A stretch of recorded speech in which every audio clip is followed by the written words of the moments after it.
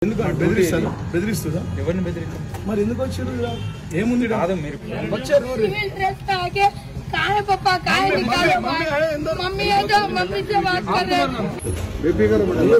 రమేష్ నాయక్ అనేట ఆయన సిఐ గారు పోలీస్ కాంగ్రెస్ వాళ్లకు తొత్తులుగా పనిచేస్తా ఉన్నాడు, కాంగ్రెస్ వాళ్ళకు కాళ్ల కింద పనిచేస్తా ఉన్నాడు.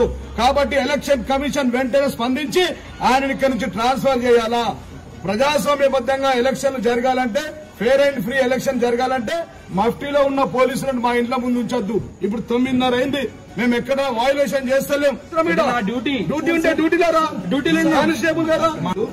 ఎస్ఐసిఐ వైద్ ఇంట్లో వాళ్ళ ఫాదర్ హార్ట్ అటాక్ ప్రాబ్లం ఉంది, వాళ్ళ తమ్ముడు షకీల్ ని బెదిరించుడు, ఇక్కడ వాయిద్ని బెదిరించుడు. అరాచకమా ఏంది? పోలీస్ రాజ్యమా ఇది? ఎలక్షన్సా? ఎలక్షన్ కమిషన్ ఎందుకు వాయిద్ మీద ఎందుకు వస్తున్నారు? ఆయన ఎందుకు వచ్చారు? మీరు డిపార్ట్మెంట్ కదా, మీరే కదా పొద్దు నుంచి ఇక్కడే ఉన్నారు, కెమెరాలలో చూస్తా ఉన్నాం. మాకు చెప్పిన మేము ఎలక్షన్ జరుగుతున్నాయి, షేక్పేట్ డివిజన్ లోని క్లస్టర్ నంబర్ 20, 21, 23 వచ్చారు. మేము ఎక్కడ డిస్టర్బ్ చేయలేం. ప్రజాస్వామ్యబద్దంగా మా सुबह से डरा रहे 4-4, 20-20 पुलिस आए सीआईए. ముఖ్యమంత్రి రేవంత్ రెడ్డి గారు ఇప్పుడే వచ్చారు.